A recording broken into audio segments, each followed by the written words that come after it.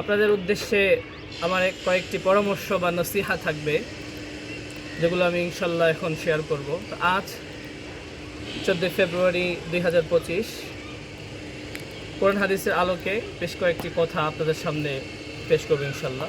সর্বপ্রথম যে কথা, আল্লাহ রাসূল সাল্লাল্লাহু আলাইহি ওয়াসাল্লাম আমাদেরকে শিখিয়েছেন একটা মূলনীতি, যে খালিফুল ইয়াহুদা ওয়ান নাসারা, ইহুদ নাসারারা যেটা করে তাদের থেকে মুখালাফাত করা, ভিন্নতা কোনো কিছু করা। রাসূল সাল্লাল্লাহু আলাইহি ওয়াসাল্লাম আরেক হাদিসের মধ্যে বলেছেন, যেটা হযরত আব্দুল্লাহ ইবনে ওমর রাদিয়াল্লাহু তাআলা আনহু থেকে বর্ণিত।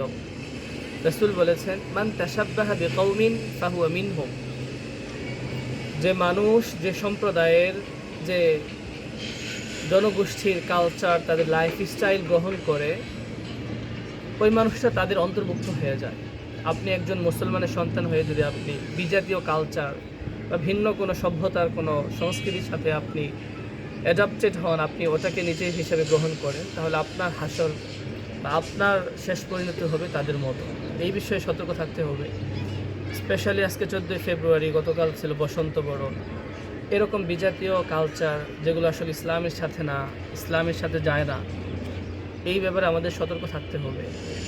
হাদিসের মধ্যে হযরত নবীজি সাল্লাল্লাহু আলাইহি ওয়াসাল্লাম সতর্ক করেছেন, বলেছেন, শেষ জামানা এরকম হবে যে লাতাত্তাবিউন্না সানানা মান কানা ক্বাবলাকুম, এই মুসলিম উম্মাহ শেষ জামানায় এসে তারা কুফফার মুশরিকিনদের এরকমভাবে অনুসরণ করবে, শিবরন বিশিবরিন ও জিরাআন বিজিরাইন, ক্ষুদ্র থেকে ক্ষুদ্র বিষয়ে, বড় থেকে বড় বিষয়ে, অর্থাৎ সব জায়গাতেই তারা একটা ব্লাইন্ড ইমিটেশন, অন্ধ অনুকরণের ভিতরে চলে যাবে তারা। এমনকি হাদিসের মধ্যে শব্দ এসছে যে লাউ সালাকু জুহরা দাব্বিন লাসালাকতুমুহু, যদি ওই পথভ্রষ্ট উম্মত যদি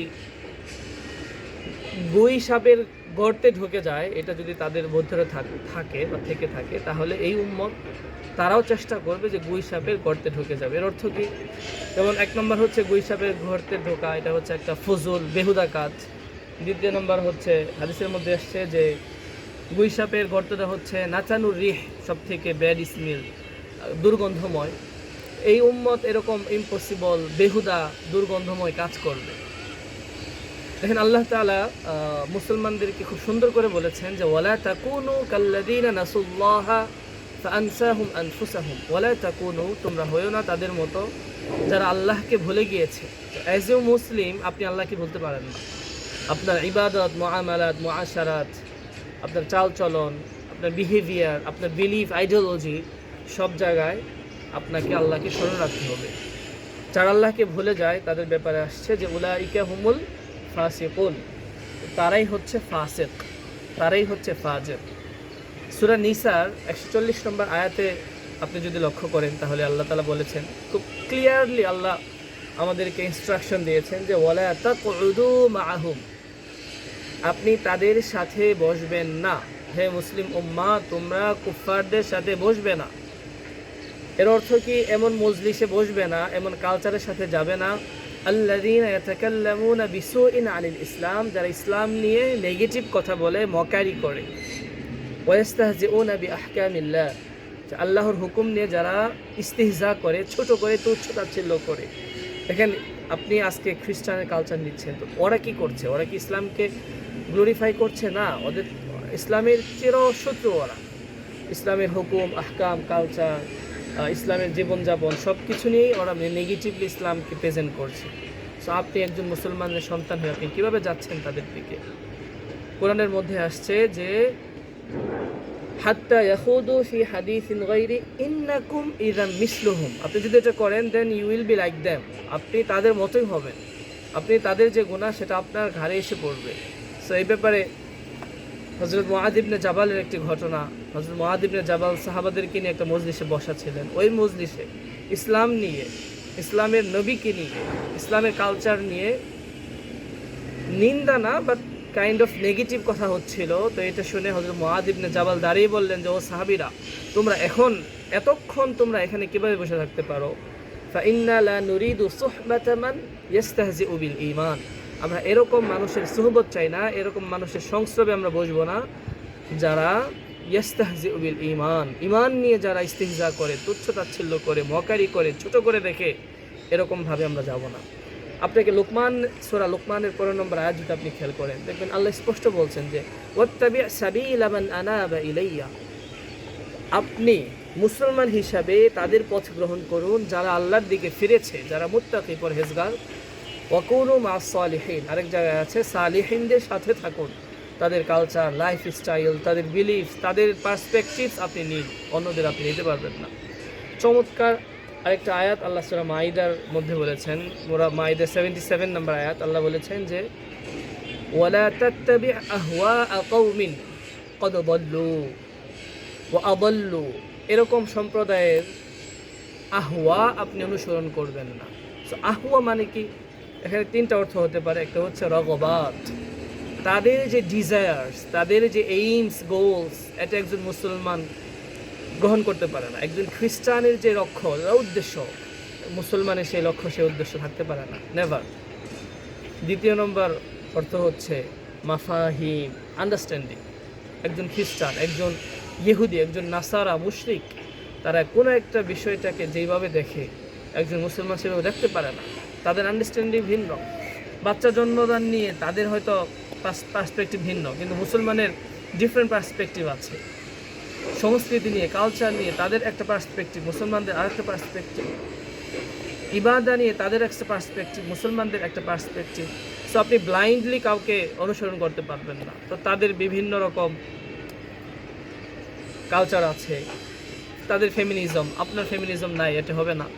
লিবারালিজম, সেকুলারিজম, তো তাদের দৃষ্টিভঙ্গি একজন মুসলমান নিতে পারে না, আপনি নিতে পারেন না। সো এই ব্যাপারে আমাদের সতর্ক থাকতে হবে। যে কথাটা বলতেছিলাম যে আল্লাহ স্পষ্টভাবে নিষেধ করেছেন যে ওয়ালা তাত্তাবি আহওয়া'a কওমিন ক্বাদ দাল্লু মিন ক্বাবলু ওয়া আদাল্লু কাসীরা। অনেককে নিজেরাও গুমরা হয়েছে, অনেককেও গুমরা করেছে, তো এদের কাছে যাওয়া যাবে না। আরেকটা পয়েন্ট যেটা মনে আসলো যে আহওয়া, এটা হচ্ছে আফকার, ফিকির, কনসেপ্ট, আইডিয়া। আপনি ওদের আইডিয়া নিতে পারবেন না, ওদের চিন্তায় আপনি প্রভাবিত হতে পারবেন না। এটা আপনি আপনার ধর্ম আপনাকে এলাও করে না। সর্বশেষ সূরা হুদের 113 নম্বর আয়াতে আল্লাহ বলেছেন ওয়ালা তারকানু ইলাল্লাযিনা যালামু। তারকানু মিন হচ্ছে ঝোঁকা, কাইন্ড অফ সাপোর্ট করা, সফট কর্নার থাকা। যারা জালেম, যারা আল্লাহর সাথে জুলুম করে, নিজের সাথে জুলুম করে, জনগণের সাথে জুলুম করে, যারা ফেসিবাদকে প্রমোট করে, আপনি তাদের প্রতি সফট কর্নার আপনি তৈরি করতে পারেন না, আপনি সাপোর্ট করতে পারেন না তাদের। এটা আপনার ধর্ম আপনাকে এলাও করে না। সর্বশেষ একটা ঘটনা মনে পড়ল, হযরত ওমর ইবনুল খাত্তাব রাদিয়াল্লাহু তাআলা আনহু রাআ রাজুলান শাবান ইয়ারতাদি লিবাসাল ফারসি, একজন যুবক যে পারস্যের একটা জামা পরে মদিনায় হাঁটতেছিল এবং ওয়াতাহাদ্দাসু বিলুগাতিহিম ওয়া বিতরিকাতিহিম, ওই লোকটা পারস্যের যে স্টাইল, যে বডি ল্যাঙ্গুয়েজ, যে কমিউনিকেশন অ্যাপ্রোচ, এইভাবে তারা করতেছিল এবং তাদের ভাষা ছিল হচ্ছে পারস্যের যে ভাষাটা ছিল সেটা। তখন আল্লাহর এই সাহাবী হযরতে ওমর রাদিয়াল্লাহু তাআলা আনহু ফাস্তাদআহু, তাকে ডেকে পাঠালেন। এন্ড দেন তাকে জিজ্ঞাসা করলেন যে ওমা হাদাল লিবাস, এটা কীরকম ড্রেস আপ, ওমা হাদিহি তারিকা, তুমি যে স্টাইলের কথা বলছো এটা কীরকম স্টাইল। তখন উনি হযরত ওমর রাদিয়াল্লাহু তাআলা আনহু বললেন, সতর্ক করলেন যে ওয়া ইয়াকুম জাভিয়াল মুশরিক, মুশরিকদের বৈশিষ্ট্য, মুশরিকদের কালচার, মুশরিকদের চালচলন, বিহেভিয়ার, আইডিওলজি, পার্সপেক্টিভ তুমি কিছুই নিতে পারবে না।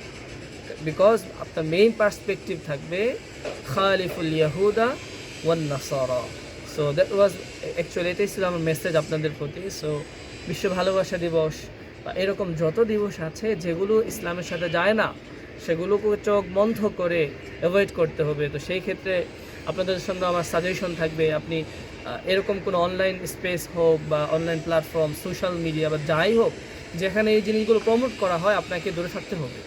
বিকজ ইসলাম অ্যালাউ করে না। আর ইসলাম যেটা অ্যালাউ করে না, যেটা হারাম, এই হারামের সাথে আপনি সম্পৃক্ত থাকতে পারেন না। এবং মেইন ইম্পর্টেন্ট একটা বিষয় যেটা, যে আপনি কখনো পেসিভ পার্টিসিপেন্ট হতে পারবেন না। আপনি মনে করতেছেন আমি করি না, জাস্ট আমি এনজয় করতেছি, না, এনজয় করতে পারবেন না, এটা আপনাকে অ্যালাউ করে না। আপনি হয়তো ডিরেক্ট পার্টিসিপেন্ট না, বাট কিন্তু আপনি কিন্তু একটা silent kind of passive participant হয়ে গেলেন। সো এই সমস্ত বিষয় খেয়াল রাখতে হবে। সর্বশেষ একটা হাদিস বলে শেষ করে দেব, এটা আপনারাও জানেন যে হাদিসের মধ্যে আসছে, মান রাআ মিনকুম মুনকারান ফালিগাইয়িরহু বিয়াদি, কোনো একটা খারাপ, হারাম, অবৈধ কোনো জিনিস যদি হতে দেখো, please protect it with your hands. Power, শক্তি, ক্ষমতা দিয়ে এটাকে আপনি প্রতিহত করেন। আর যদি না পারেন ফাবিলিসানি, তাহলে মুখের মাধ্যমে অ্যাটলিস্ট প্রতিবাদ করেন। আর এটাও যদি করার সাহস না থাকে, ফাইন লাম ইয়াস্তাতি ফাবিকলবি, অন্তত পক্ষে অন্তর দিয়ে তো ঘৃণা করবেন অ্যাটলিস্ট। এর নিচে আর নামা যায় না। ওয়াযালিকা আদআফুল ঈমান, এটাই হচ্ছে ঈমানের সর্বনিম্ন স্তর। এক্ষেত্রে আপনার একটু মনে রাখতে হবে যে আপনার ফ্রেন্ড সার্কেল কার, ভালো বন্ধুদের সাথে ঘুরুন, ভালোদের সাথে থাকুন। হাদিসের মধ্যে আসছে এমন লোকদের সাথে চলাফেরা করো যাদেরকে দেখলে নামাজের কথা মনে হয়, আল্লাহর কথা মনে হয়, লাইফে প্রোডাক্টিভিটির কথা মনে হয়, উম্মাকে নিয়ে ভাবার স্বপ্ন জাগ্রত হয়। আলমারউ আলা মান আলা দীনি খালিলিহি, যে মানুষ সাধারণত তার বন্ধুর ধর্মের প্রতি হয়। নবীজি সতর্ক করেছেন, ফালইয়ানজুর আলা মান ইউখালিলু, খুব কেয়ারফুলি ফ্রেন্ডশিপ করবেন, বন্ধু চুজ করবেন যে আপনি কার সাথে থাকছেন, কার সাথে ঘুরছেন। সো এটা আমার মেসেজ ছিল। আপনারা আশা করি সতর্ক থাকবেন, আপনার পরিবার, আপনার বন্ধুবান্ধব, আপনার সার্কেলকে আপনি সতর্ক করবেন, কারণ আপনি একজন দায়িত্বশীল। হাদিসের মধ্যে আসছে ওয়াকুল্লুকুম রাঈন ওয়া কুল্লুকুম মাসউলুন আন রাঈয়াতিহি, এই উম্মতের প্রত্যেকে এক একজন দায়িত্বশীল, এবং আপনার রেসপন্সিবিলিটি, অ্যাকাউন্টেবিলিটি সম্পর্কে আপনাকে জিজ্ঞাসা করা হবে। আল্লাহর সাথে যেন আমরা জিজ্ঞাসিত না হই, এই জন্য আমরা নিজেরাও বিরত থাকবো, আমাদের ভাই বোন, আত্মীয় স্বজন, পরিবার যারা আছে তাদেরকেও বিরত রাখার চেষ্টা করব। সো এই বলে আমি আমার কথা শেষ করছি। আল্লাহ আমাকেও তৌফিক দান করুন, আপনাদেরকে তৌফিক দান করুন। সবাই ভালো থাকুন, সুস্থ থাকুন। আল্লাহ হাফিজ।